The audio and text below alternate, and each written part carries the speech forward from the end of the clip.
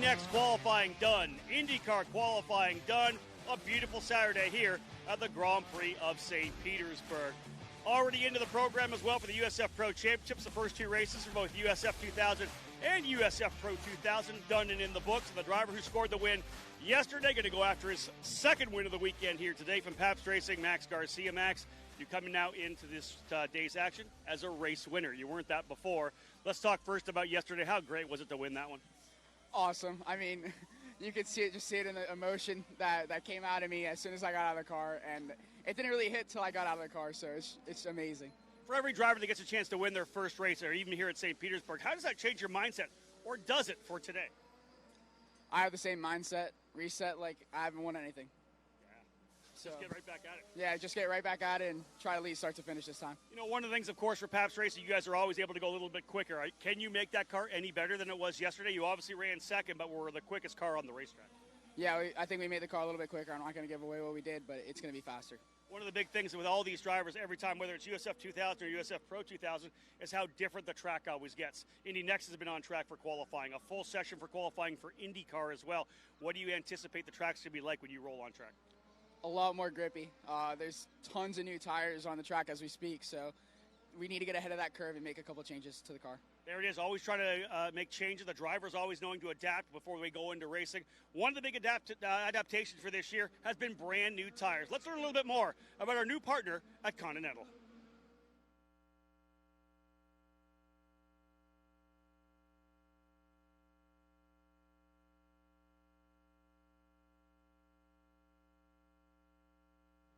After many years with our former tire partner, we are super excited to bring in Continental for 2024 and beyond. Let's take an opportunity to meet the man running the program. I'm standing here with Bruce Foss, the program manager for Continental and everything they do with the USF Pro Championships. A big announcement, obviously, in the offseason, Bruce. You guys coming over to work with us. What are the thoughts from you and Continental? Well, you know, Continental is very excited to be involved with this program. It's going to be a great marketing opportunity for Continental. Our service and our tire supply experience has made this relatively seamless transmission from the previous supplier for the teams. And so far, the teams are very accepting of the product we're providing, and it's been really good. So we're looking forward to a long-term relationship with USF2000 and the Anderson group. So, yeah, right out of the gate, the teams and drivers loving the product for sure. What do you think about our product? You had a chance to watch our first races on Friday, and USF2000 really laid it down for us. Well, you guys, you do an awesome job, you know, and I think Continental's realizing that the partnership is going to be very valuable for both sides. Sure. Indeed, as a global brand, Continental, you'll see them in a number of different racing organizations, and of course on street tires as well. Is that something the marketing side is the connection between racing and street racing? Oh, absolutely. And Continental is a premier performance provider of passenger and light truck tires, so it fits very well. So there you have it, folks. On the racetrack and off the racetrack, the USF Pro Championships and Continental, a fantastic partnership for 2024. Clearly. Clearly. A smart choice in tires. There you go.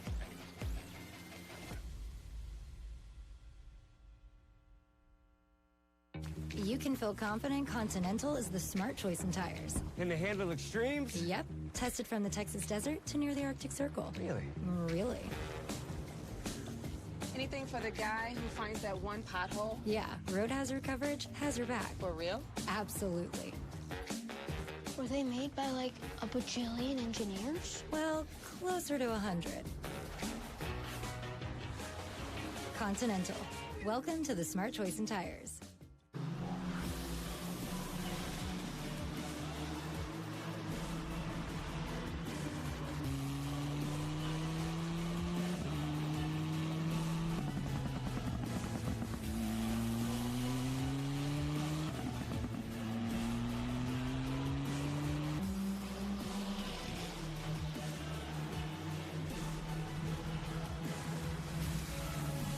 And it is time to get to it here for the drivers in USF2000, the middle rung on the USF Pro Championships presented by Continental Tire.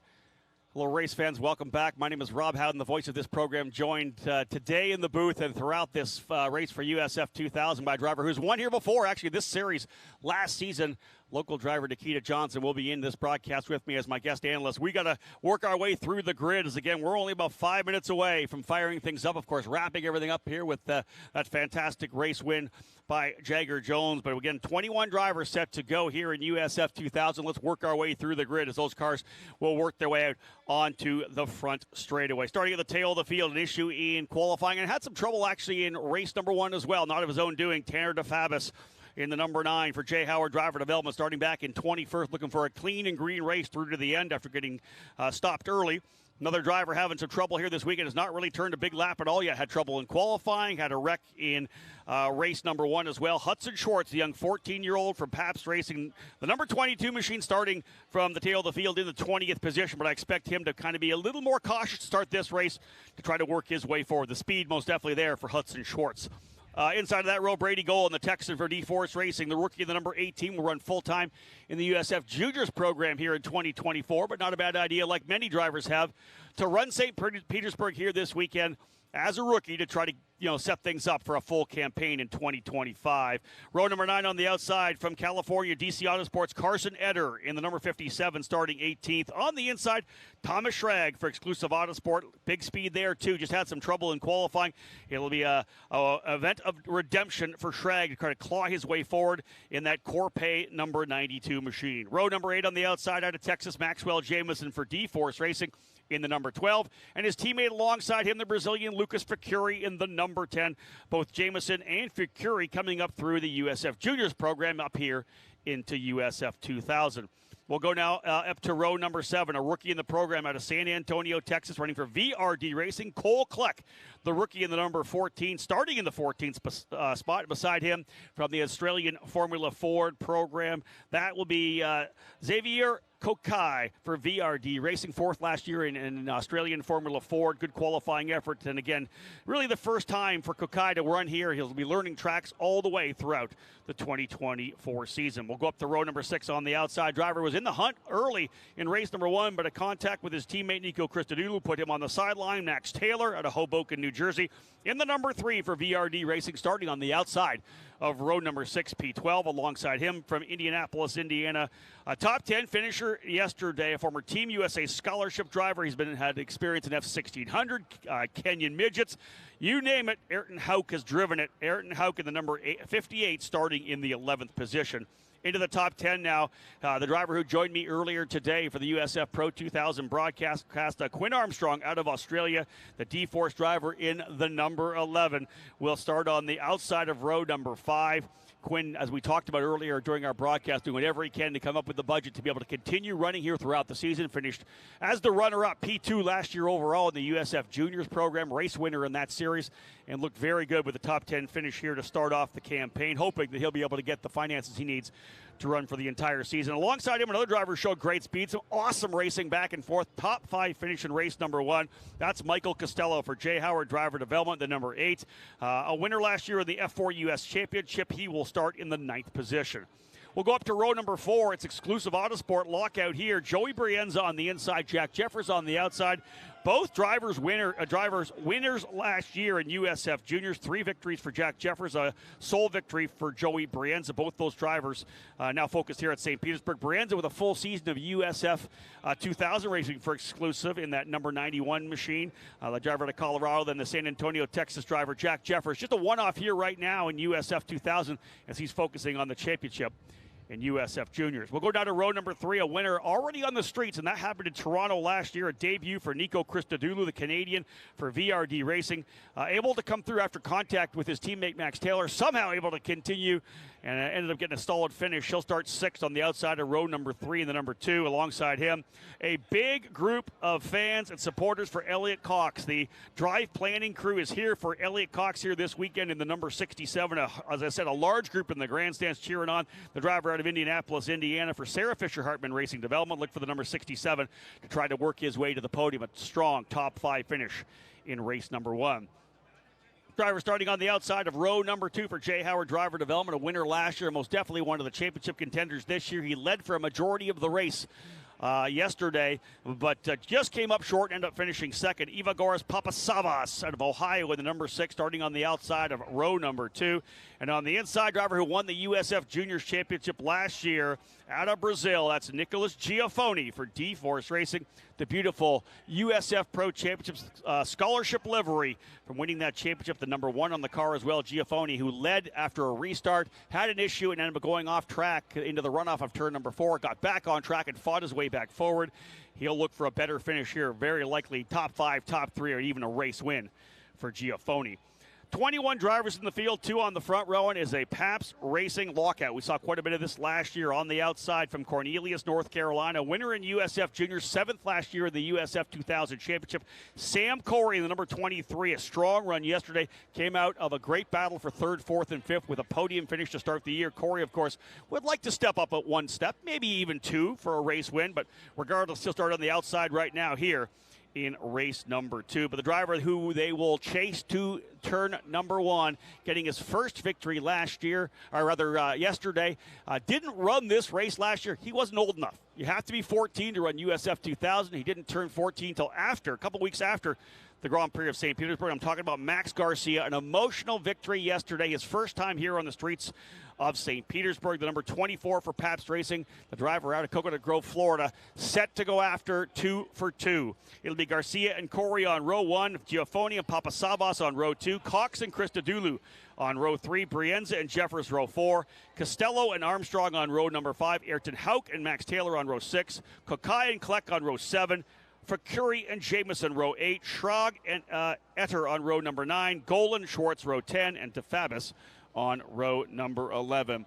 Work to be done on the racetrack, so very similar to what we saw earlier here when we tried to get rolling with USF Pro 2000. They had lots of work to do on the racetrack there. We're on a hold here right now. And again, once we do get these drivers rolling, we do, of course, have the command. One of our guests from the Anderson Companies is going to provide that command to fire up the engines. I'll give you my track overview and keys of the race, but this opportunity now, with a bit of a break, allows us to bring in the driver who is my guest here today, and no stranger to the folks here, the race fans of St. Petersburg, a winner last year in USF 2000. He's been part of a lot of the pre-race festivities, the track build. He helped host a party on Wednesday night, the kickoff party at O'Malley's. Nikita Johnson joining me for VRD Racing. Nikita, how's it been so far? A busy week for you? First of all, thank you for having me in the booth. Yeah, it's been a pretty busy week with it being my home race, so it's been a lot of PR stuff and just trying to meet all the fans and everybody. But honestly, it's been amazing. Very thankful for it. Thankful for everything my parents did and a lot of my friends that helped out with it. So just very excited to go tomorrow and hope to go do very well. Before we fire things up here, Nikita, you and I were talking about the fact that you're going to ask when I kind of started announcing. I've obviously announced all the races in USF 2000 dating back to 2010. The driver who won, swept the weekend in USF 2000 here in 2010 was Sage Karam. For the longest time, he had the record as being the youngest ever winner in our program. You were able to beat him at 14 years and, 6 months or something like that of age. As a young driver, how much, you grow year on year, right? You're here in USF Pro 2000 after kind of sampling it last year and getting a race win. Do you feel any different a year on from here, last year, the first time here? If you feel the growth and the development? Yes, sir. I mean, for sure there's a big development. Dan has helped me so much just with driving technique and different styles of it. So I think for sure I have matured. I think everybody matures a little bit each year. Of course. You grow a bit wiser every time. And, yeah, I think all of last year, USF 2000 has helped me a lot with the racecraft because it's so tight and everybody's pretty equal that there's always a lot of racing. So I think that's helping me a lot with the USF Pro 2000. Indeed. So let's talk about USF 2000. Of course, they raced yesterday afternoon, now this afternoon as well. About 78 degrees. We do have a bit more wind coming in here. But you know what it's like to jump on the racetrack when the track changes so much throughout the weekend, right? Especially here in any IndyCar weekend. IndyCar, of course, had their qualifying sessions. What is it like when you go from session to session? What does that IndyCar rubber mean? These drivers obviously going out. What's the track going to be like? Is there going to be a more narrow groove potentially? Yeah, so like for my race, it actually got a lot narrower than qualifying with just the IndyCar rubber. I think they did practice, like 2 practices from my qualifying yesterday to the race. So it changed a lot. It changed very big time. And as a driver, you have to be able to adapt. And so each session this weekend has been completely different, and it's just all about adapting. For 2000, I think it's going to have a lot more grip, but I'm not sure because for my race, it was a bit greasy. Yeah. Now, of course, it cooled down a few degrees, so we just have to see who can adapt the best, and whoever adapts the best will win. That's exactly it, right? How much can you learn on the outlap? Because one of the things people mentioned to me, I had somebody sent me a DM and said, they'll get one lap. They come out of the pitch, you go one lap around, get a little bit of heat built into these Continentals. Can you learn about the grip on that slow lap, that reconnaissance lap? Can you get a feel for it? Or is it really the first lap at speed when you're understanding what the grip levels are like? So on your outlap, you can see a little bit. You can kind of see where all the dust and maybe marbles are from whoever was before you. Yeah. But it's not, you can't really test anything yet because you're behind a pace car, so you're going pretty slow. So you really find out where the limits are on your first lap. And your first lap's a bit scary because you're pushing the limits, and sometimes you go beyond the limit, and then that's when you see people go lock up into turn 1, lock up into turn 4. And it's not really that they're too hungry, it's just they thought the track was going to be somewhere else. And the crazy thing is it's not like you're by yourself. Unless you're the guy out in P1 who's he's really the first guy showing what you can do in these corners. You're in the middle of the pack. You may have a guy on the left of you and on the right of you. You never know, right? So really, is it that split-second adaptation where you're kind of really being cognizant of what's happening around you? Yes, it's for sure split second. Just you have to be aware of who's around you. You want to test the limits, but of course when you're mid-pack or even at the front too, you don't want to go make a big mistake, of course, because you might hit another driver, and that's the last thing you want because you want to treat everybody with respect. But yeah, like besides that, just it's very hard to adapt so fast because you have to adapt each corner. Like maybe you're going to 4 and you feel that the track's a bit different. You have to go adapt for turn 8, turn 9, turn 10. And it's just, It's a nonstop chasing the track here in St. Pete. Yeah, and again, we said split-second reactions for sure, just like we had before. Actually, we did it in our own race in USF Pro 2000, some track repair out on track right now. The AMR IndyCar safety crew and the track staff doing the best they can to get that track back to where we need it to be. Again, my name's Rob Howden, joined here today by Nikita Johnson in the booth. We, of course, have our drivers on the pit lane right now and getting ready to fire. We'll have one of our guests from Anderson Companies give us the command. It was scheduled for about 7 minutes ago, so we're in a holding pattern right now for the drivers in USF 2000. Nikita, you've been there. You did it. You guys did it yourself, or you guys had to wait on the grid. You're on the the mock grid back in the paddock. You get rolled out onto the pit lane. You're really going through that mental process, right? I'm going to get ready to go. I'm 2 minutes away, whatever. And then they tell you it's going to be a 10-minute hold. What does that do to your head? Do you try to, you just press the button, stop everything, and then recycle kind of your process when the time comes to go? Yeah, sort of something like that. For me, I'm pretty cool-headed, so I don't try to think about anything too much. I just kind of figure it out when I'm out on track. But yes, for sure, it's a bit different because you're getting ready. You have the car on, and you have all the master switch on and the ignition on, and then you're just ready to fire. And then they're like, oh, another 5 minutes. So you're not one of these guys that falls asleep. We've seen it before. The camera comes up, and some of these guys are literally asleep in the car. I could never do that because I'm all fired up. But so you're not one of these guys that takes a little nap if you have the opportunity. I try not to. I used to when I was in karting. I would sleep on the grid with my hand on the switch. But the red flag in my race, it was pretty tempting. We were baking a bit, and my seat felt pretty nice. So I was very tempted to just sleep, but I knew it was going to be pretty fast with all the safety workers here. We get a very, very fast and great job of cleaning cars. That's one of the things about these cars, folks. I know that you know a lot about those of you tuning in. Of course, hello to those of you here on the USF Pro Championship YouTube channel, whether you're on USF2000.com or on the app watching as well. As you know, they all pour custom seats. The same thing with the USF Pro as it happens in IndyCar. So you get this custom seat that you guys have poured. It literally supports you in every way, from your kind of your knees all the way through your back, your shoulders. I got to think it'd be a pretty good way to have a nap. If you guys probably have a nap while the seat is probably setting, I would think, though, right? Yes, when we make the seat, actually, almost every driver, I think, falls asleep because it's so nice and warm. It's warm. And it's like when you're doing a foam seat, it's very warm. And so it almost feels like you're in a sauna, and then sometimes you just fall asleep because it's so nice. But for all the viewers watching, imagine you're in a beanbag. It's almost like that. The foam comes around you or in a beaded seat. So it's basically like you're in a beanbag. It just comes around you, and it's a perfect shape. So it's and, of course, the chemical reaction makes that heat, right? So you're literally in a heated beanbag chair. that will not be bad at all. Being told just finally got some update. Wall repair in turn number 4, so we'll hopefully get that cleared up pretty soon and get back at it here right now. Could still be a number of minutes. Again, standing by here right now with Nikita Johnson. I will take the opportunity again to have a look through the grid for those of you who are getting set to go. We do have a fantastic grid of drivers, as we said. Max Garcia with the victory in race number 1. An emotional one at that. If you watched the race yesterday, you could see how Max kind of just released all that emotion as soon as he got out of the car. And he talked about that, of course, in the pre-show as well. Sam Corey had a strong run. He'll start on the outside of row number 1, and Corey for Pabst Racing. A strong run for Sam Corey yesterday, and again, he was in the middle of that scrap for 3rd, 4th, and 5th, and it was an aggressive one for sure with Elliot Cox and Michael Costello. But I'll give all 3 of those guys props because they were going back and forth on each other. Yeah, leaning on each other a little bit, probably rubbed a few stickers off on the side of the car. But indeed, for me to see those drivers give each other just enough respect for all 3 of them to be able to come home cleanly, that was really, I think, one of the big positives of that race. Corey ended up coming home in 3rd. Nicholas Giaffoni had good speed, jumped up to the lead at one point, but on the restart had some issues and went off in turn number 4. So you guarantee that'll be on Nicholas's mind right now. I need to have a clean race here.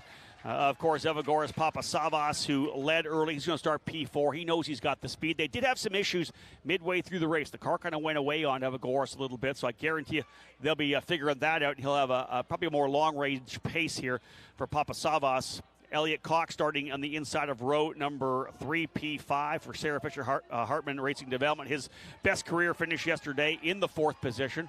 And he'll start alongside Nico Christodoulou for VRD Racing. Again, a one-off event last year for Nico in Toronto. Was able to score a victory there after running a number of seasons overseas in the GB3 program. Nico coming to do full-time with VRD Racing here in 2024. Great to have him here, another strong Canadian in the field. So Nico starting on the outside of row number 3. I told you before, Exclusive Autosport, the 2 drivers that were stars last year in USF Juniors, Joey Brienza and Jack Jeffers alongside each other. Brienza in his UBS machine, Jack Jeffers running the metallic raspberry colors of Corpay Cross Border Solutions. Jeffers out of Texas, Brienza out of Colorado. Both those drivers, as I said, winners last year in USF Juniors. A full season in USF2000 for Joey Brienza. Jeffers focusing on another year in USF Juniors, looking to try to see if he can't score a title there. So while the drivers running together here, they'll split when they get to NOLA Motorsports Park for our next events, where juniors will join both USF 2000 and USF Pro 2000. Row number 5, 9th and 10th, Michael Costello. Again, one of those drivers I talked about in that very challenging, aggressive, but still respectful 3-driver battle for the final spot on the podium. Michael Costello grabbing I think he ended up 5th in that one, and he'll start 9th here today. But I think for Costello to be able to get that top 5, that was huge for him and momentum to start the season as his first year as a rookie here in the USF Pro Championships. Quinn Armstrong, who was in the booth with me again here in the USF Pro 2000 race. Quinn in the 10th position to roll off here, the Australian for D-Force Racing.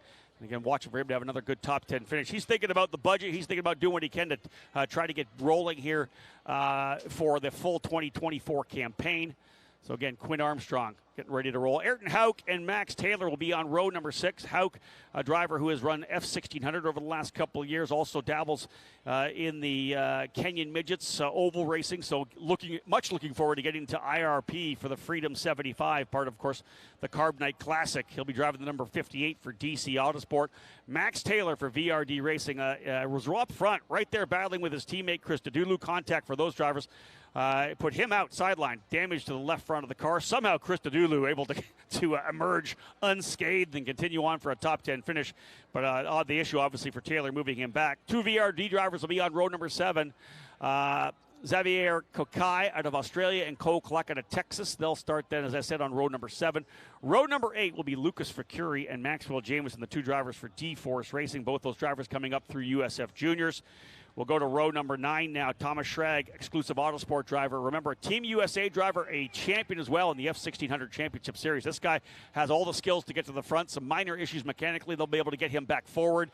And I expect to see him fight his way up into the top 10 here to cap off this weekend in St. Petersburg. Carson Etter, the young driver who actually not like many drivers who have been in karting, actually came up through kind of a dirt karting program, off-road dirt karting, got into some of the off-road dirt racing as well, and then decided he wanted to try to run some open-wheel Formula cars, did some California F4 racing, came and joined us in USF Juniors, and of course now up into the USF2000 category with DC Autosport in the number 57. It's been a meteoric learning curve for Carson Etter, but quicker and quicker every time he hits the racetrack.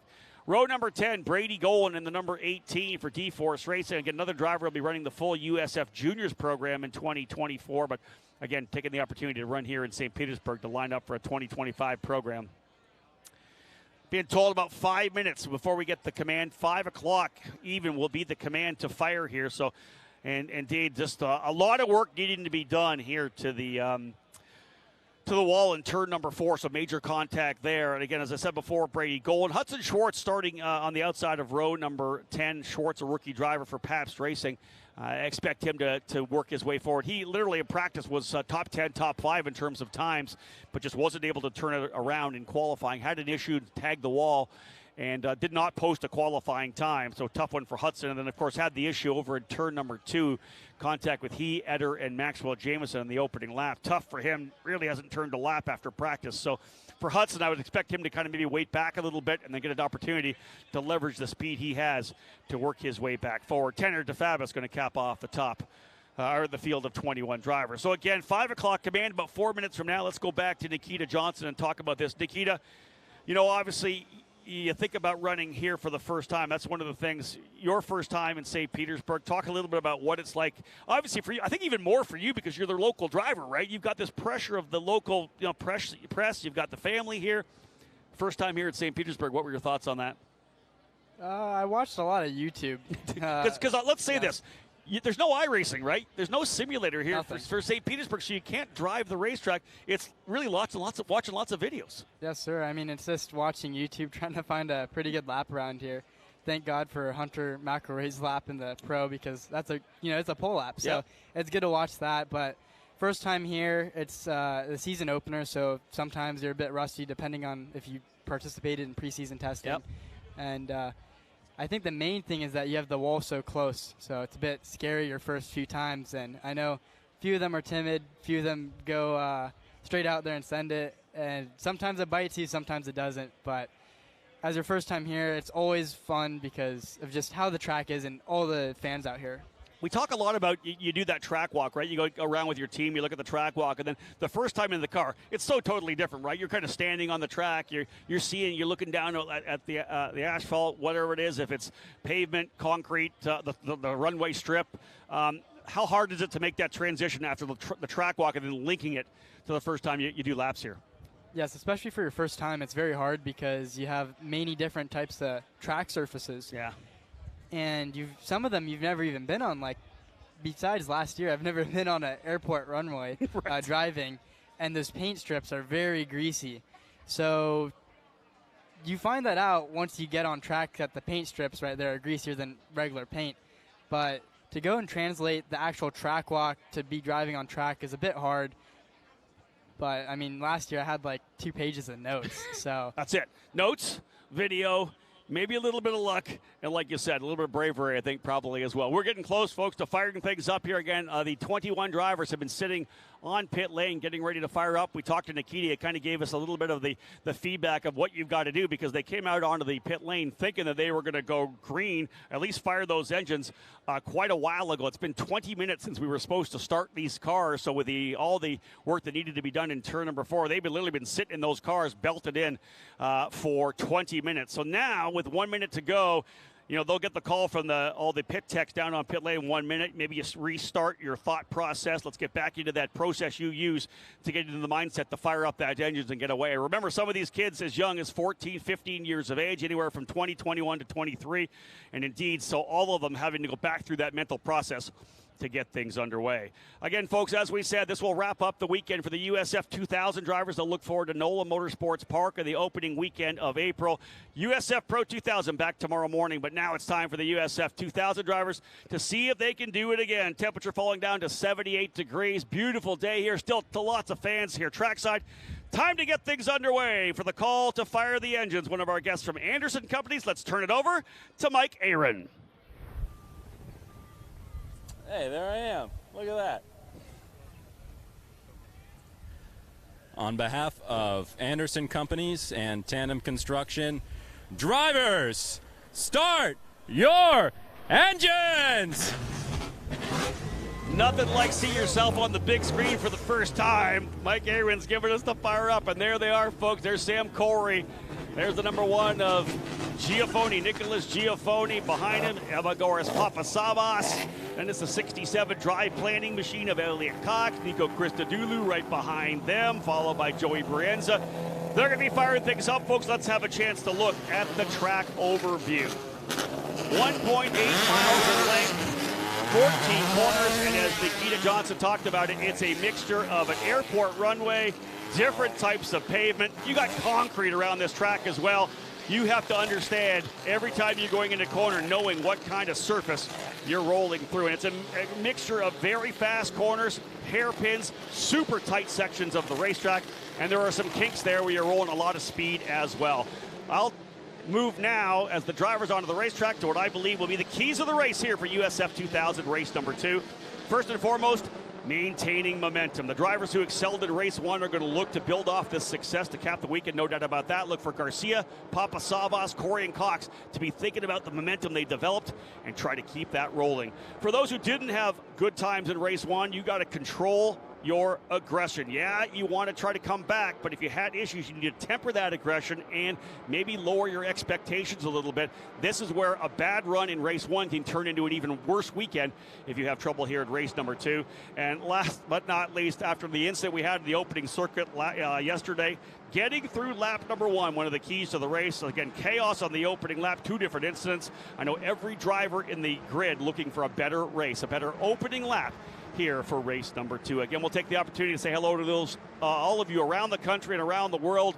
We know we have so many different countries involved, 4 here in USF2000. Of course, the USA drivers, but Brazil, Canada, and Australia all represented on the grid here this year.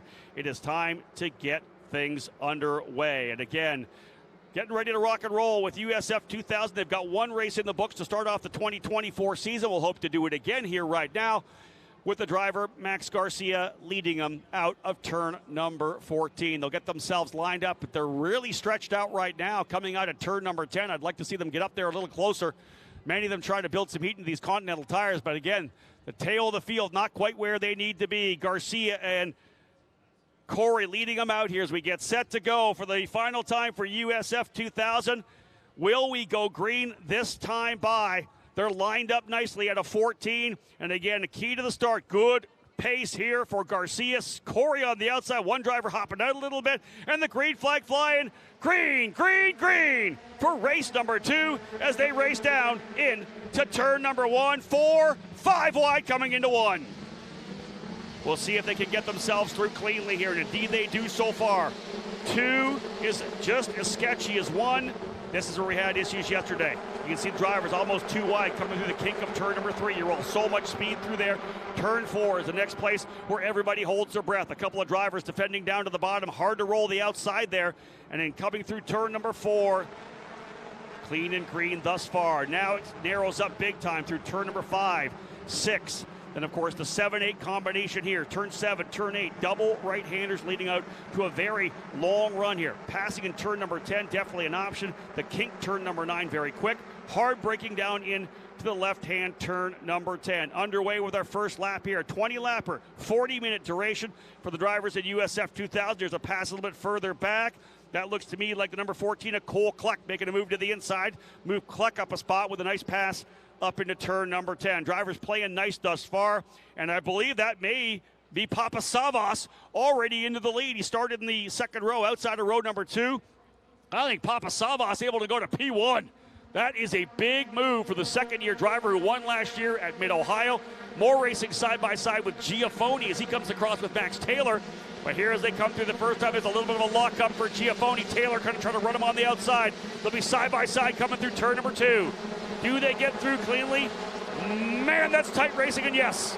Coming across the bow from left to right, Taylor able to hold him off. Garcia looking to the outside of Papasavas. Press the reset button. This is exactly what we did yesterday with Papasavas out front and Garcia in second. Christodoulou jumping his way up into third. Sam Corey fourth. Elliot Cox rounding out your early top five. You see the gap back there now to Michael Costello at sixth. Jack Jeffers up into seventh. Jeffers a good run. Started eighth, got a spot early. Giaffoni up to 8th, Max Taylor 9th, Quinn Armstrong in 10th. Brady going at the back right now. What happened to Joey Brienza? He went down to 13th in the opening lap. Brienza started 7th, but he lost 6 spots in the opening lap. He'll have to put his head back down, the Colorado driver, to dig his way forward. More racing further back. Side by side through turn number 12 and 13. A little sketchy as they come through that chicane. Back over here to 14, and things starting to settle down a little bit early. They'll put the second lap in the books right now. Papasavas, again, he able to expertly work his way up front. A little right front lock up there, but you can see top 6 drivers are all together as Jack Jeffers has got by Costello. Driver on the move early in the Corpay machine for exclusive on sport. Jack Jeffers, third last year in the USF Juniors Championship, 3 times a winner, going for the title in USF Juniors this year. A fact-finding mission for this young driver here at St. Petersburg, thinking about going full-time USF2000 next year. More side-by-side racing. Giaffoni is getting pressured hard right now by Thomas Schrag. This is tremendous racing for USF 2000.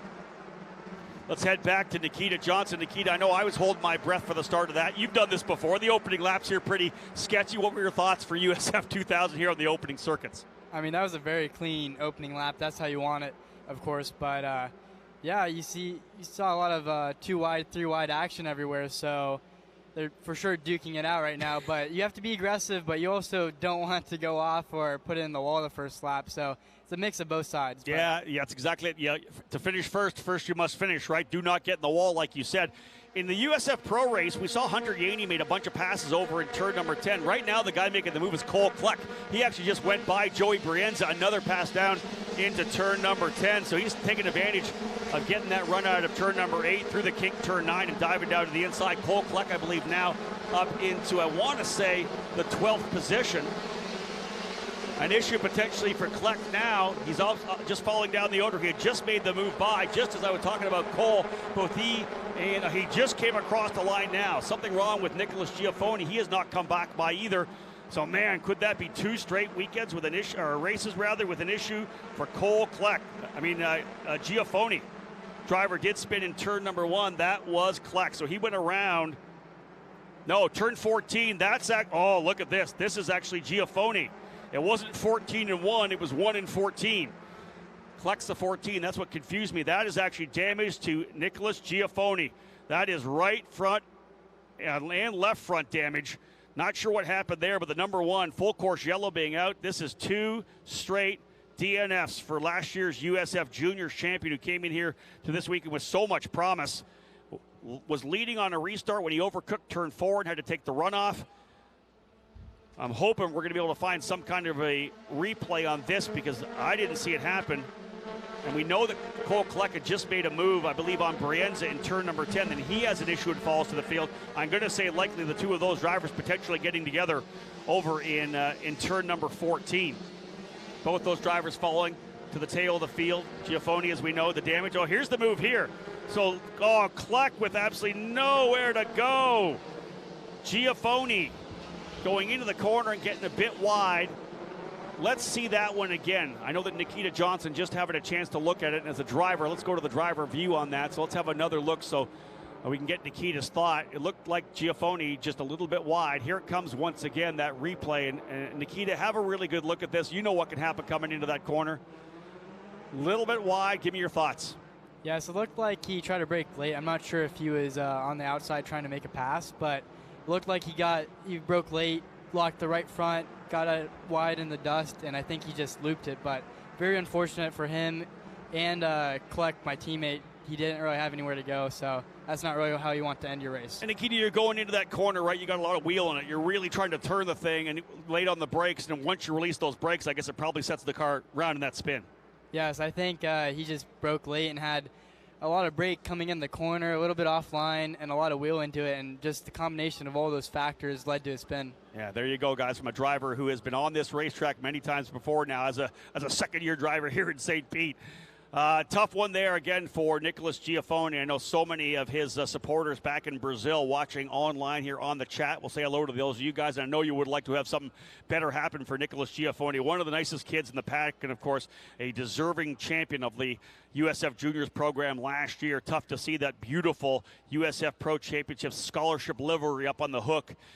For him, he'll look. He'll have to put this behind him now. Look forward to NOLA Motorsports Park to try to come in there to grab a couple of wins. That's, again, tough for Giaffoni. So we go yellow here on lap number 4. Lap number 5 now goes in the books. Let's reset it for you, though. Evagoras Papasavas. I don't know how that happened on the opening lap, but from 4th to the lead, he was aggressive. He goes to P1. Max Garcia into 2nd. Sam Corey 3rd. Nico Christodoulou in 4th. Elliott Cox now running 5th. Jack Jeffers up to 6th. Max Taylor 7th. Michael Costello in 8th. Quinn Armstrong in 9th. Thomas Schrag. What a good run for Schrag. What did I tell you? From 17th, using the experience, the former F1600 champion and Team USA scholarship driver, up into 10th right now for Schrag, the Ohio pilot on the move. Xavier Kokai for VRD into 11th. Ayrton Hout for DC Autosport in 12th. Exclusive Joey Brienza 13th. Lucas Facuri and Maxwell Jameson 14th. And 15th for D-Force Racing. Hudson Schwartz gets a couple spots. Like I said, Hudson very likely going to back it out a little bit. Let this thing get underway, and then he can go to work and leverage the speed in that Pabst racing machine. He is currently in the 16th spot. Carson enters 17th. Tanner DeFabis and Brady Golan remain on the racetrack in 18th and 19th. 2 drivers out, as we said. Cole Kleck with the wing damage. I don't know how much damage. He may have been able to get back into pit lane and got back out, but he is a couple laps down, having to get that new wing on the machine. And as Nikita said, literally nowhere to go. He had just made a fantastic pass on Joey Brienza, and with Giaffoni spinning there around on the hairpin of turn number 14, Kleck with nowhere to go. I'm sure he jumped on the binders, but not enough, and knocking the front wing off that VRD Tatis. So at the quarter mark now, we'll put lap 6 now in the books. Again, we know that corner likely might need to get a bit of a cleanup. The driver's coming through there now. No, actually, it doesn't look like there's any comment, just actually some pieces or the marks on the racetrack. So likely that we'll go green next time by, with Papasavas leading the way. I feel like we've pressed the replay button from yesterday, as this is exactly what we saw. Papasavas, who led for a majority of the time, hounded race long by Max Garcia, and Papasavas' machine kind of went away in the end. He told us afterwards, just did everything he could to hold back Garcia, who had clearly the faster car in the second half of that race. Indeed, Aaron Likens up on the flag stand telling the drivers 1 more lap. So we'll put lap 7 in when they come back around. There'll be 13 laps to go. Again, we hope to go green from here. Nikita, let's talk restarts right now. That's one of the key things about this track. Very similar to the Indianapolis Motor Speedway road course, when it's such a long run from the restart down into turn number 1. What's the key to holding the lead here? Is it all about getting out of turn 14 with a good jump? Yes, sir. I mean, you want the best start possible, so sometimes you have to be unpredictable. And it's such a long corner in turn 14 that if you go too early, sometimes you can mess yourself up. So it's all about being unpredictable in the right way, of course. Whatever your guy behind you is thinking, you got to do the other thing. Yeah, correct. Like you have to kind of try to get in their head a little bit and just change it up sometimes. Throw a curveball every now and then. Is the issue or one of the dangers potentially spinning your tires out of the corner, or the fact that you try to go diamond the corner and it gets a bit of a push on you? I think, like you said, like spinning the tires, sometimes if you try to diamond it too much, you actually get off the racing line because it's such a narrow line here at St. Pete. As you know, it's a street course. So once you get off that line, it's all dust and marbles. But we'll see how Papasavas does and what type of restart he'll do. He's only 15 years of age, folks. Nikita Johnson joining me in the booth here, but he's already a race winner in USF2000, of course, last year. He jumped into the USF Pro 2000 car last year, won as well. He'll be a driver we see challenging for the championship. Joining me, though, in the booth is my driver analyst here for race number 2 for USF2000. They'll see the green flag when they come back out to racing. Lap 7 goes in the books, and Papasavas now thinking defense. Garcia on the gearbox. Can he force him into a mistake? That's one of the key issues. Down to the inside he goes. Further back, there's a move to the inside. Jack Jeffers having to look to the inside of Elliott Cox, but thinks better of it. They'll work their way in the first time down into turn number 4. Another great opportunity for an overtake if you get a run. Expect to see the defense down the inside into turn number 4. Actually, pretty much wide. Good run for everybody there. Jeffers still having to look to the inside. Not a bad idea to fill the mirrors of the driver in front of you when they're in the braking zone there. And, of course, that's Elliot Cox. He saw that exclusive Autosport car in the mirror, but still was able to hold position. Here they are, single file through 7 and 8. And, again, once again, we go back at it. Wherever you are on the track, you're going to be battling with something. That's one of the beauties of this program right now. There's the 11 going to the inside. That's Quinn Armstrong, the Aussie. He'll try to hold his spot as he's got to believe behind him right now, Thomas Schrag. Yeah, indeed, Schrag in the other Corpay car for exclusive Autosport. Again, started 17th up into 10th, and Thomas Schrag wants to keep going. He likes these yellows. He wants to get a couple of spots. A big lockup coming in there to turn number 14. And you've got to watch out when you start locking up that tire. Once you've done it once, those Continentals want to keep doing it again. Any tire you're running, you lock it up, and it's going to want to keep grabbing that flat spot. This time, look at this. Aggressive for Garcia. Down the inside. Big wide run. Lock up for Papasavas. They're side by side coming through turn number 1. How's it going to be for turn number 2? Garcia to the inside. He'll take the spot. Book it. Garcia to the lead. Oh, big move to the inside for Garcia. Papasavas trying to hold the outside, locked up the right front again. What did I say? And that has dropped him down to 4th. Here's a side-by-side race as well. Look at this. Cox scrapping it out right now with Christodoulou. Man, this thing could go awry very, very quickly. Elbows up here in USF2000. Wow, that was a big race there between Christodoulou and the number 67, Elliot Cox, but Elliot wasn't having anything of it. He holds on to the spot. Christodoulou tried to work him pretty hard coming out of turn 4, but with the inside line coming over to the right, left-hand turn 5, Cox, I think, had to kind of rebut that one and really kind of get into it a little bit because the pressure was there on the inside. But, wow, good racing for USF2000. This is early. We're not even halfway point yet. Garcia, though, with a fantastic move, went down to the inside, and I think that Papasavas realized where he was, and he had to try to make the big outside run and maybe get a better drive over into 2. Locked up that right front, and that's going to be a concern for the rest of the race for Papasavas. Has a flat spot of that right front tire. If we see some more smoke out of that machine, we'll know the issue. Otherwise, top 10 settling in. Garcia, Corey. Yeah, the number 23 at Corey now up into 2nd, taking advantage of that issue for Papasavas. So Sam Corey up to P2, Papasavas 3rd. Cox and Christodoulou your top 5. Right there is Jeffers, Costello, Taylor, Armstrong, and Schrag. Kokai just on the outside of the top 10. The race-winning driver from the Australian Formula 4 program coming to join us here. A couple of Aussies, as I said, in the program here. He and Quinn Armstrong as well. And man, they are all fighting here midway through this USF2000 race. Now, what a great start to the season. Again, Nikita Johnson knows what it likes to win here in this USF2000 program, one of the top drivers in the program last year. Nikita, while we're kind of settling in here, let's just, I know it was a year ago, but what did it mean to win here at home? I mean, it meant amazing. It's a street course, so it's always hard for everybody. You don't get a lot of practice here.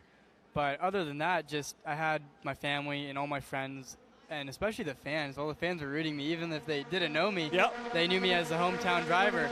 So it was very cool to win last year. Hopefully we can do that again tomorrow or get some good points. But it's always fun to see the fans out here cheering and friends and family. I remember the celebration, man. It was pretty loud, pretty raucous down here in Victory Lane when you got a chance to get that victory and look for Nikita to win more races here this year. There you go, a defensive move down the bottom of the racetrack there. Again, that is Jack Jeffers defending down the bottom of P6. Max Taylor right there in the 7th spot trying to find a way by. We are at the halfway point now, 10 laps down, 10 to go. And we talk a lot about fitness as well for these young drivers. You remember some of them just 14, 15, 16 years of age. As you work your way up the USF Pro Championships and eventually into Indy next and then IndyCar, the strength you need, the fitness you have to have is, I think, so crucial in terms of finding that ultimate success. And we'll see in the second half of the race. So the drivers who have got that high level of fitness, have been in the gym, who've been on the treadmill, on the bike, whatever it may be, they don't fall off. It's those that may not be focusing as much on their fitness or maybe early in that fitness journey that they get a little bit tired at the end, the last 2 or 3 laps. And that's when you can force them into a mistake. And that's why, and we'll come back in a little bit to talk to Nikita about his fitness program, because that's what it's all about.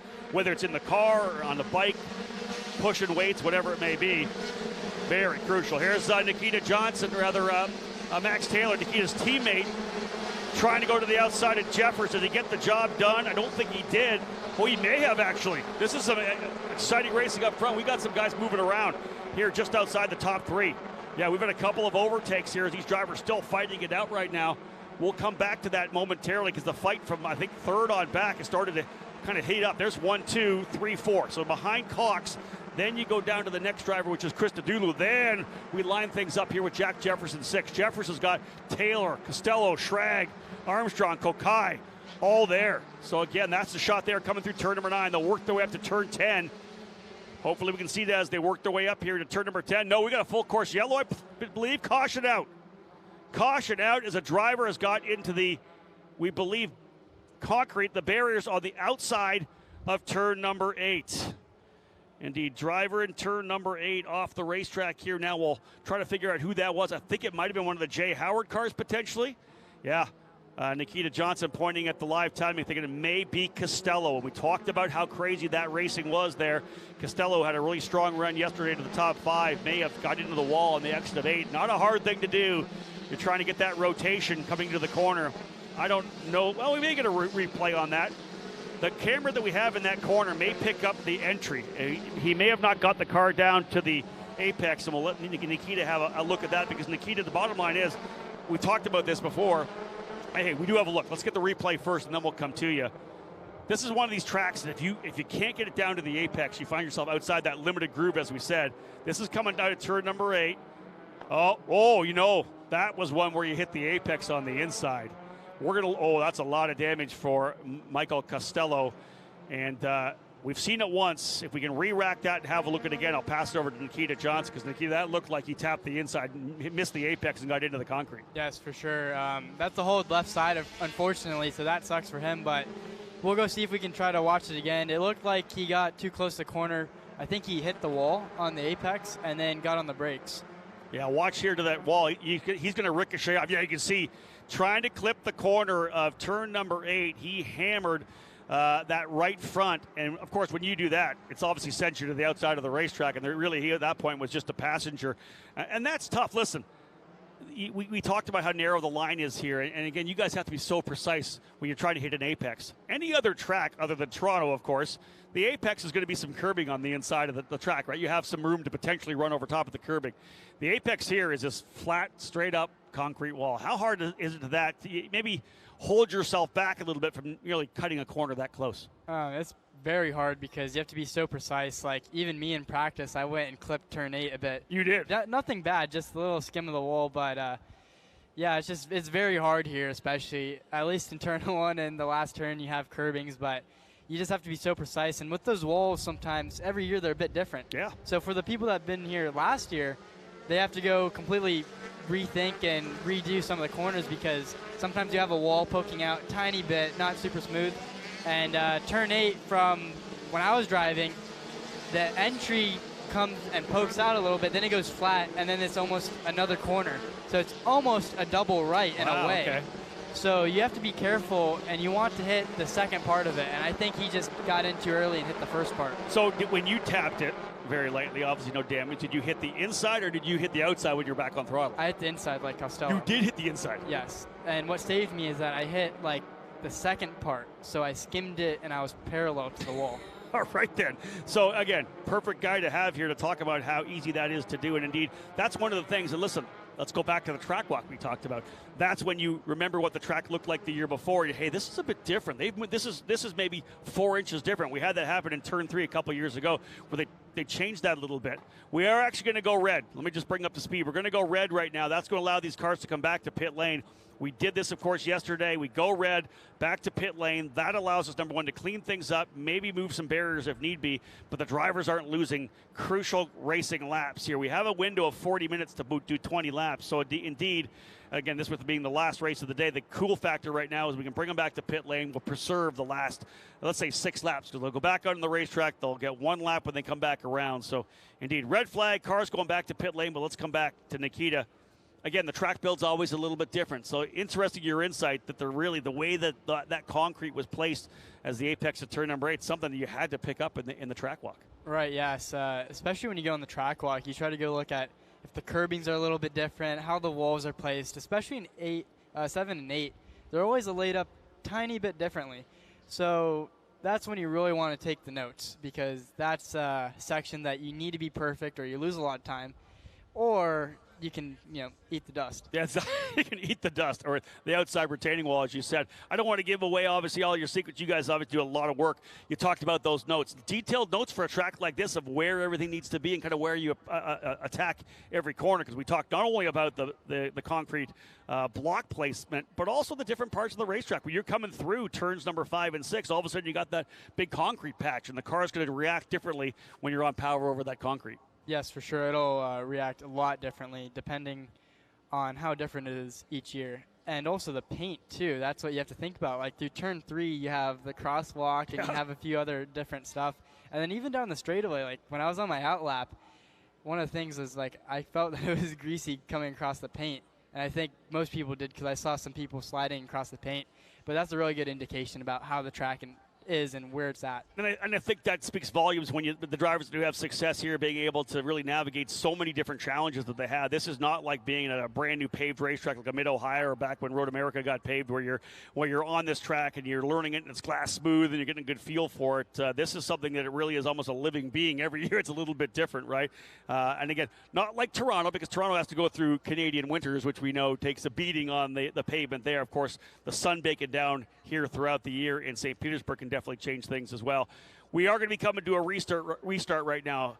Our viewers who are watching on the YouTube channel or on USF2000.com or the USF Pro Championships app, what are your thoughts on a restart from pole? And again, are you an early guy? I know we talked about doing different things. What's worked for you? Are you an early guy, or are you hold off, and then try to jump it early? I think if you hold off, that's sometimes the best call, especially here at St. Pete. If you go too early, it's a big risk that you're going to mess up. I mean, of course, we'll see how Max does and what he will do, but maybe he'll try to go do something different than Papasavas did. Yeah. Maybe he'll know that Papasavas is behind him, and instead of trying to do almost like what Papasavas did, he'll just go do something completely different.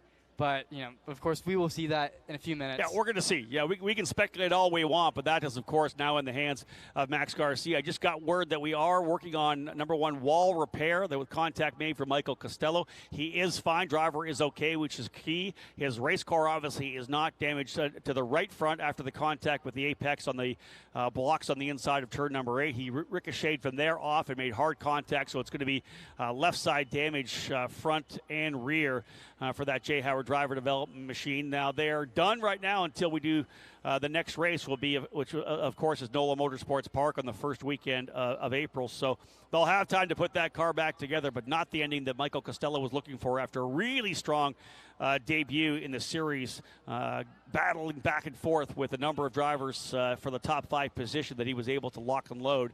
So Garcia is the leader. Corey in second. Evagores Papasavas, who took a surprise lead on the opening circuit, back into the 3rd position. Elliot Cox running in 4th. Nico Christodoulou in 5th.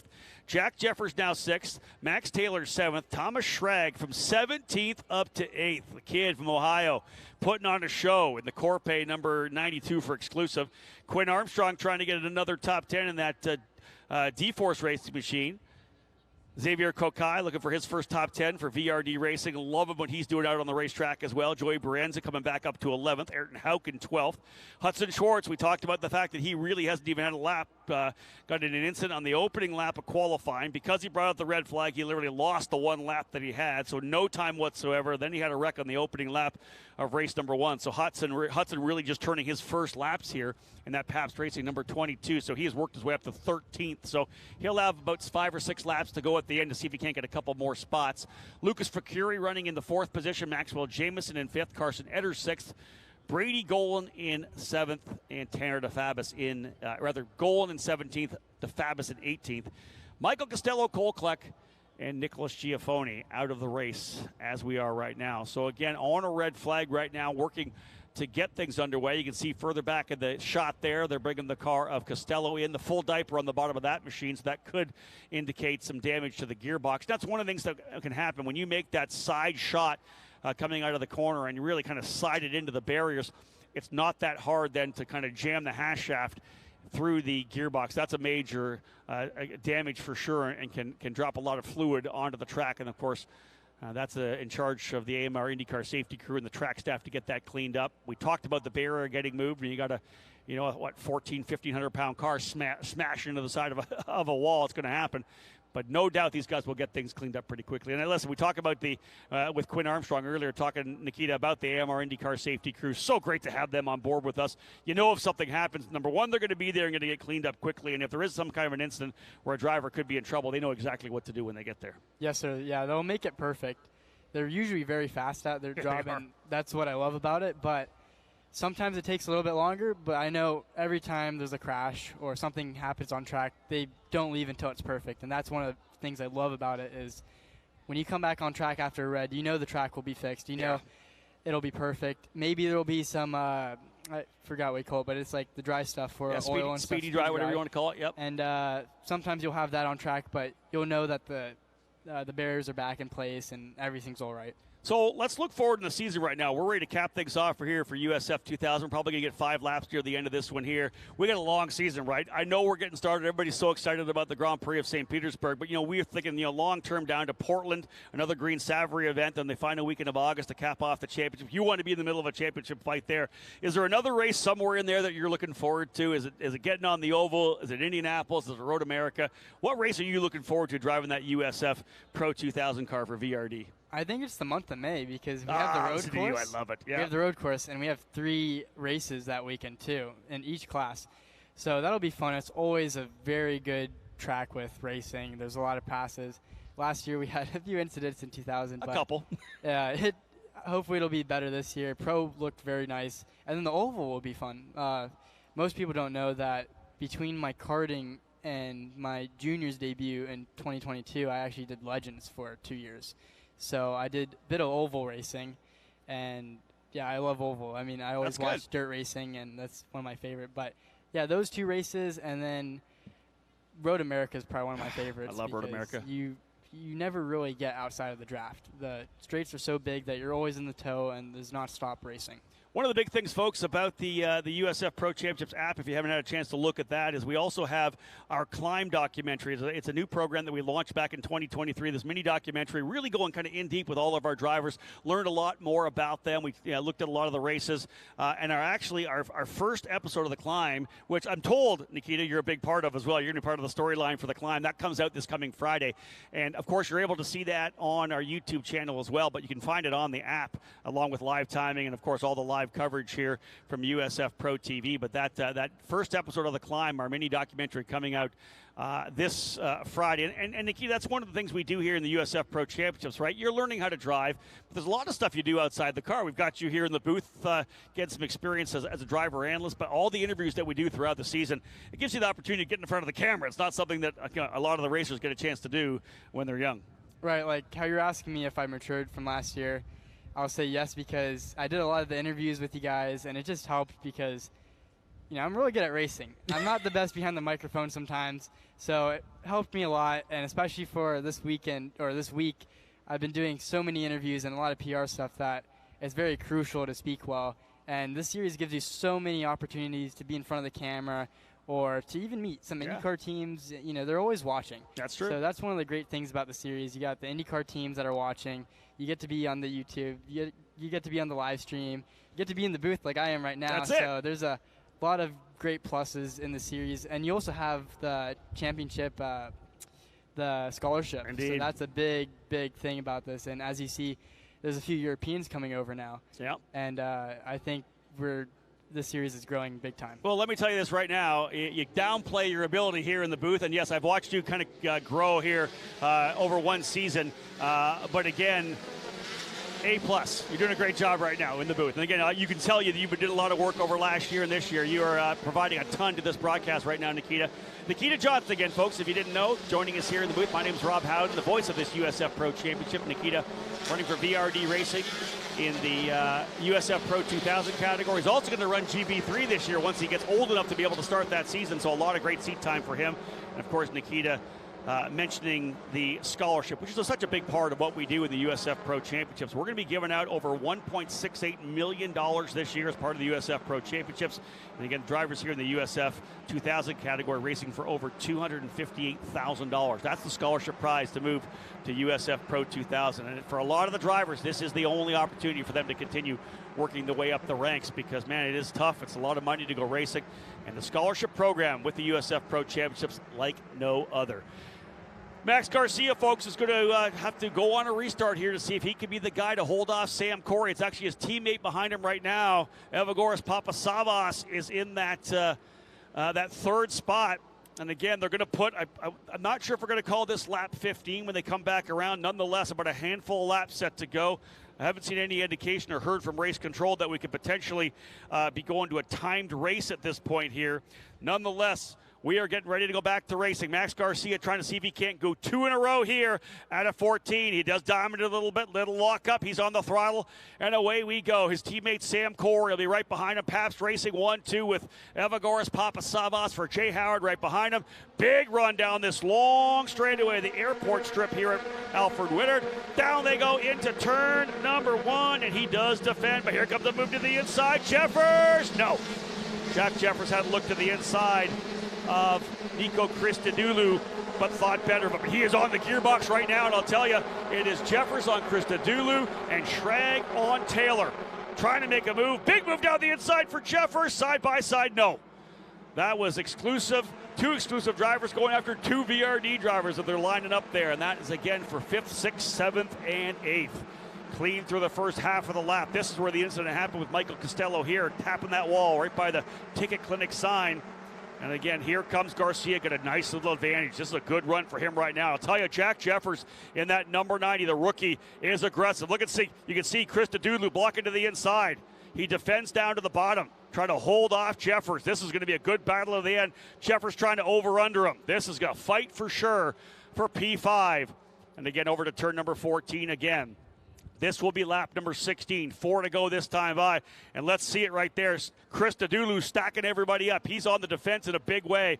A run for Jeffers coming down the straightaway. This is going to allow Garcia, Corey, Papasavas, and Cox to stretch out.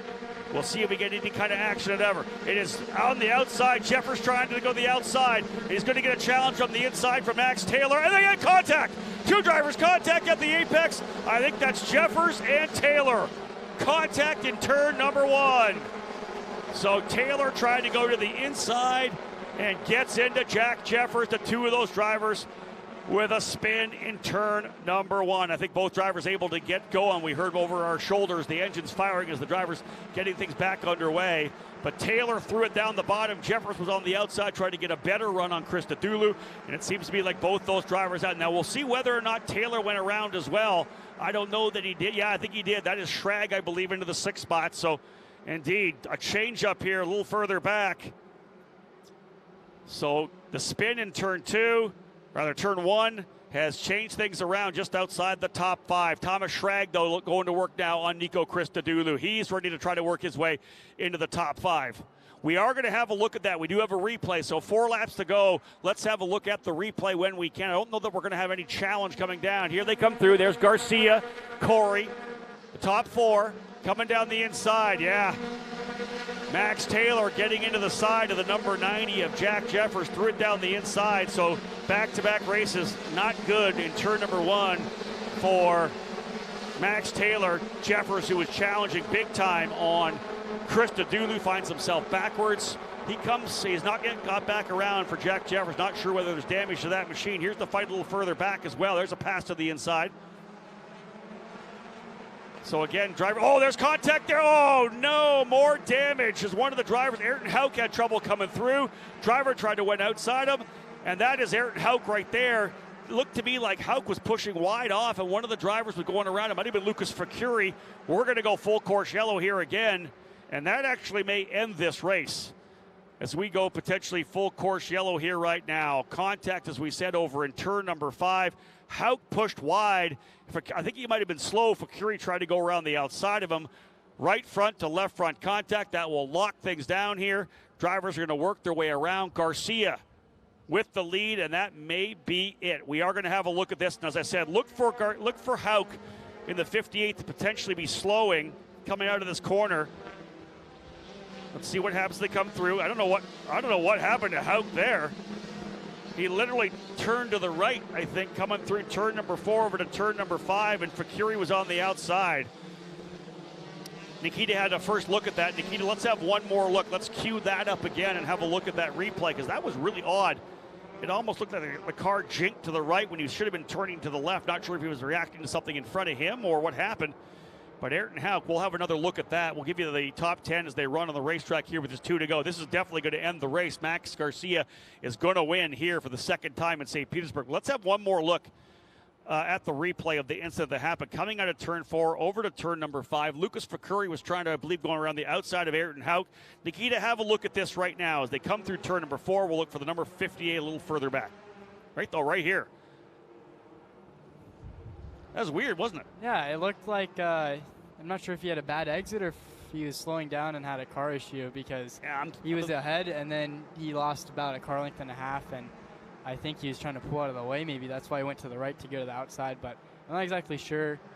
I couldn't really see it, but maybe his visor was cracked a little bit, so I'm not sure if he had a car issue or if he just had a bad exit. Well, that's something that we're going to have to find out when we get back to the paddock. Nonetheless, the white flag will fly this next time by. Okay, we're going to get one more look at it here as they come through the corner. We'll watch out. You see the car kind of just moves a bit to the right. I don't know if he thought he needed to change. He's coming into the corner here. He's turning in. All of a sudden, it's like he resets and moves to the right of the racetrack. And at that point, Lucas Fakiri trying to go around the outside. And I go to the thought that maybe there's an issue in the car, because Fakiri had so much speed to go around the outside of him. Right, yes, he caught up to Ayrton like maybe 2 car lengths. Yeah.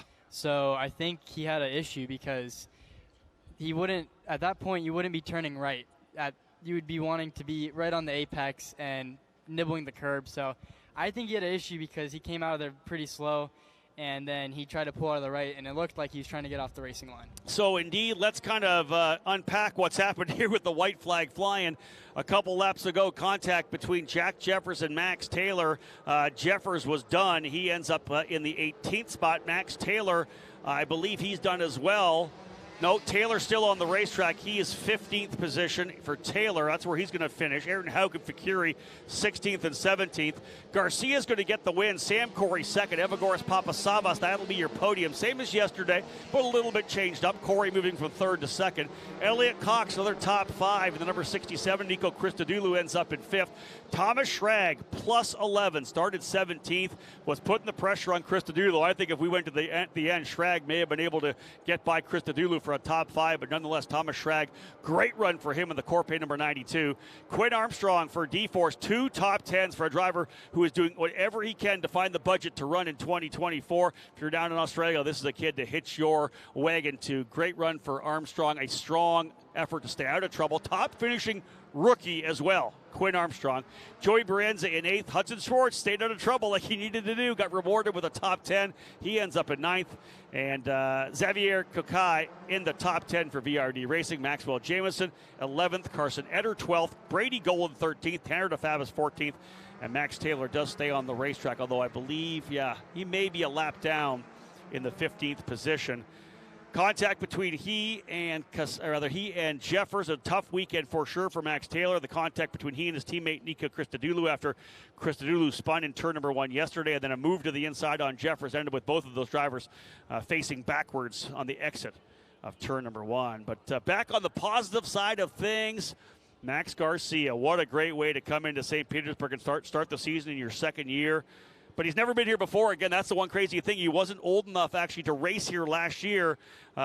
This year, his first opportunity to run in the category. He is going to come out at turn number 14 and see the checkered flag at start-finish.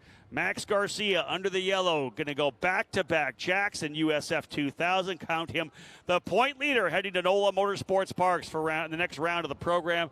He and Sam Corey. Little picture coming across start finish. Corey pulls alongside to show that it's a Pabst Racing 1-2. I like that. Papasavas third, another podium for him and the Pabst Racing crew celebrating again. They won the driver championship and the team championship last year, picking up where they left off at the end of 2023. Very good run, good weekend. and USF 2000 for the drivers here of Pabst Racing. Garcia and Corey 1-2. And again, Hudson Schwartz really coming back for a solid run. You see him there on the screen, 9th position for the rookie Hudson Schwartz after what was a very tough start with issues in both qualifying and race number 1. Garcia, Corey, Papasavas, the podium. Cox and Christodoulou rounding out the top 5. Maybe the drive of the race, Thomas Schrag from 17th up to 6th. I'll give it to him. Very impressive drive. Quinn Armstrong, top finishing rookie. As we said, great run for Quinn. A couple of top 10s here as he tries to put the budget together to run 2024. Brienza ends up in 8th. Hudson Schwartz in 9th. And Xavier Kokai. I'm going to get that name right. I know a bunch of Xaviers. You got to get the right one, right? I'll figure that out. Jameson 11th, Eder 12th, Golan 13th, DeFabis 14th, Taylor a lap down 15th, and then the drivers, of course, not making it back to the checkered flag. Hauk, Fakuri, Jeffers, Costello, Kleck, and Giafoni. Tough weekend for Nicholas Giafoni. Drivers will work their way back around. Nikita Johnson, thank you so much for joining me, man. I do appreciate it. We had to work you hard there. 20 minutes. You and I went back and forth while we waited for the track to be ready. But tell me, you're back on the racetrack tomorrow morning. You had a good top 5 finish in the opening round. What are your thoughts here for round number 2? I think we're going to be pretty strong. We had the fastest lap in race 1. You did? Not by much, though. Yeah, it was very close to Lockheed. You know, they got their car down, and Lockheed's very fast this weekend. So hopefully we can be up there duking it out with him for the win. But you know, qualifying a little bit off. Dan and I engineered the car overnight, and he just gave me a fantastic race car today. So we'll go through the data and video again tonight. We'll go figure out where we can do better. And then tomorrow is just about putting it all together, and hopefully we can get a win in race 2 like last year. We saw Papasavas go from 4th up to P1. You could do that yourself for sure. Again, Nikita Johnson, folks, thank you so much for joining me. How do they follow you, Nikita, on social media? Because I want, obviously, talk about your sponsors a little bit that you have, and let's talk about that in your social media as well. Who do you have back in your program here for 2024? Yeah, so first of all, you can follow me on Instagram at Nikita Racing. And then I wouldn't be here without all my sponsors. So, you know, 409A Direct, AnyDesk, Labrador Primary Care Center, Lavu, O'Maddy's, which is a bar and grill in Gulfport. That's where we had the party. Yeah, so that's right. Thank you to Joe Gunther. And then PSA Check and Tiger Precision Products and Zoa Energy. So, you know, they're helping me get through the week and all of them with all the funding. Of course, you know, racing's hard. You're always looking for sponsorships and to help. It's also good getting free energy drinks. So 100%. That's helping in this heat. But, yeah, just thank you to all my sponsors for helping me get out here. As a driver, you're always trying to look for new opportunities. That's it. And again, folks, a rising American star, Nikita Johnson, joining me. Thank you so much, Nikita. There's Max Garcia, another rising American star. Great run for the Florida pilot. Another win for him. The yellow flag coming out, locking things down. We saw the emotion that he had yesterday. I'm sure a little bit will be there here today again. But again, for him to go back-to-back and have this guy in his corner here right now, Hunter McElroy. That's Bob Perona right there. McElroy, of course, one of the drivers for many years for Pabst Racing. A big win for him going back-to-back. That is key. And a Pabst Racing 1-2. Sam Corey right there with him. So a tremendous drive for both those drivers up front. Pabst Racing goes 1-2. And again, as we said, going to NOLA Motorsports Park, it will be a point lead for the Florida driver, Max Garcia. Tremendous run here for sure.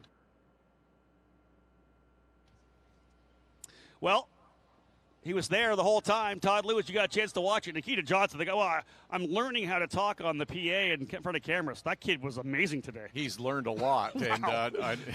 And great job from Nikita Johnson, both talking about this USF2000 race and also in his race earlier today, as you mentioned, with a nice top 5 finish. Yeah. Terrific to do in your hometown, and now he'll be back on track first thing tomorrow morning to try to back that up again. But another action-packed USF2000 race with a lot of activity. And how about Max Garcia, as he's making up for lost time, as you mentioned, was not able to run this race last year because he wasn't quite old enough. So I'm coming back. I'm sweeping the weekend. Wow. And a tough back-to-back, too, because they had practice qualifying race number 1 yesterday, and then that was it until the last thing of the day today on-track activity. They haven't been in the car for about 24 hours. 24 hours and a couple of IndyCar sessions, and that was the key thing. The track was so unbelievably different for those guys when they rolled back out. But Nikita, full package, as we know, very impressive driver. Already won here last year in USF 2000. He already won a USF Pro 2000 race last year at his debut at the Circuit of the Americas last August. So he's a guy to definitely watch for sure.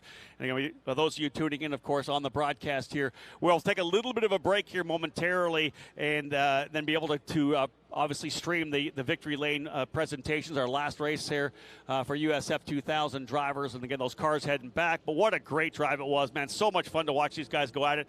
Although at the end, got a little hectic, Todd. Got a little wild, got a little hectic, but again, as you get down to the closing laps, it's the natural instinct coming in. Is like, I've got an opportunity. It's a late restart. This might be my last chance to make up a position, maybe two.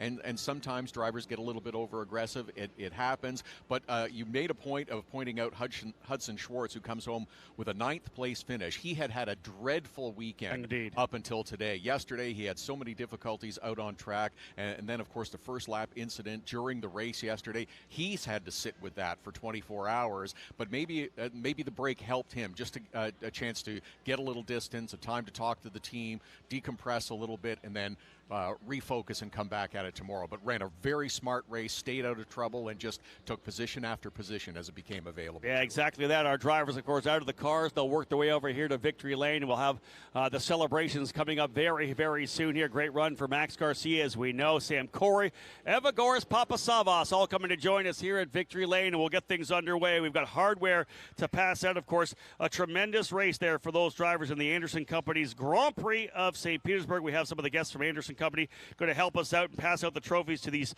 top 3 well-deserving drivers. Folks, don't go anywhere on the live stream here. We'll be back in a couple of minutes for Victory Lane celebrations.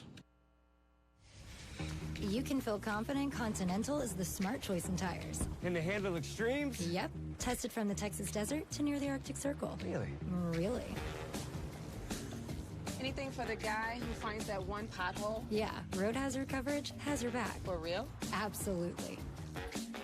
Were they made by like a bajillion engineers? Well, closer to 100.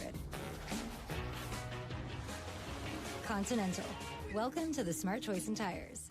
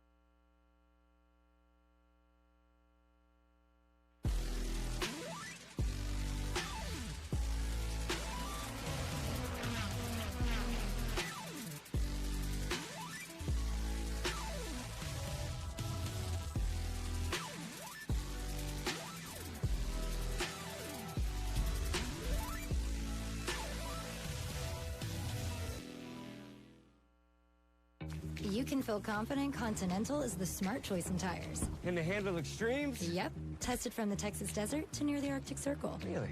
Really. Anything for the guy who finds that one pothole? Yeah, road hazard coverage has your back. For real? Absolutely. Were they made by like a bajillion engineers? Well, closer to 100. Continental. Welcome to the smart choice in tires.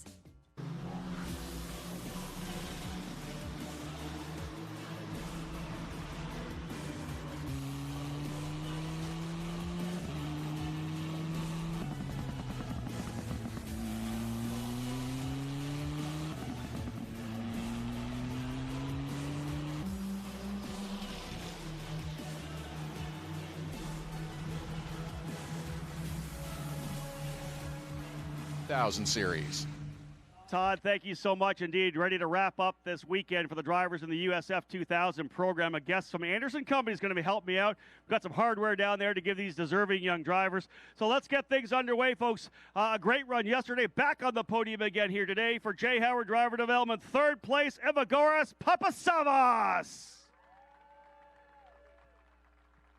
Peggy DeMichael will come up here with that trophy. And again, a lot of our friends from Anderson Companies is part of our guest here this weekend.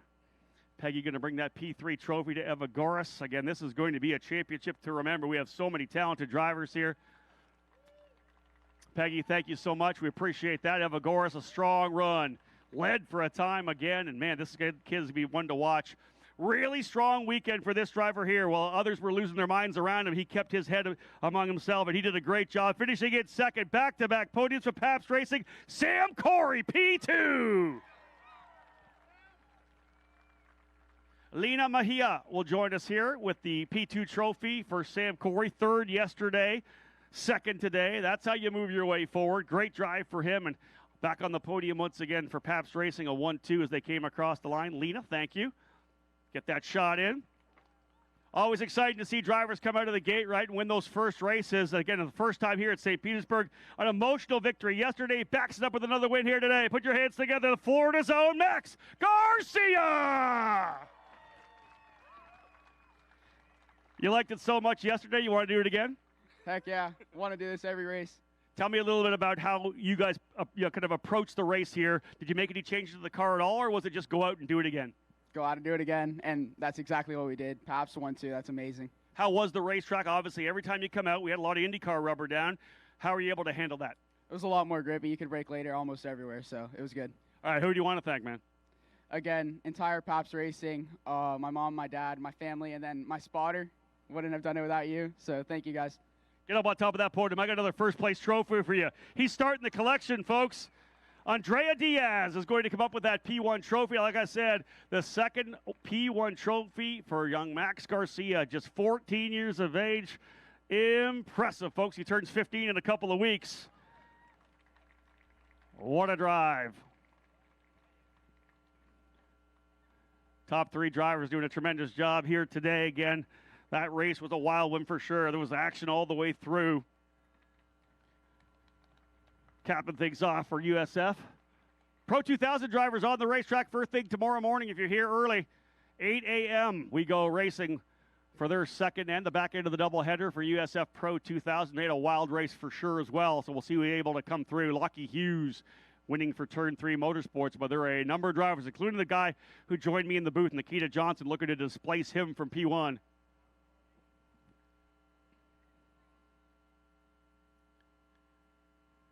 There it is, the podium once again. Round of applause, folks. What a great drive. Third place, Evagores Papasava. Second, Sam Corey. And back-to-back jacks for Max Garcia, winning in USF 2000.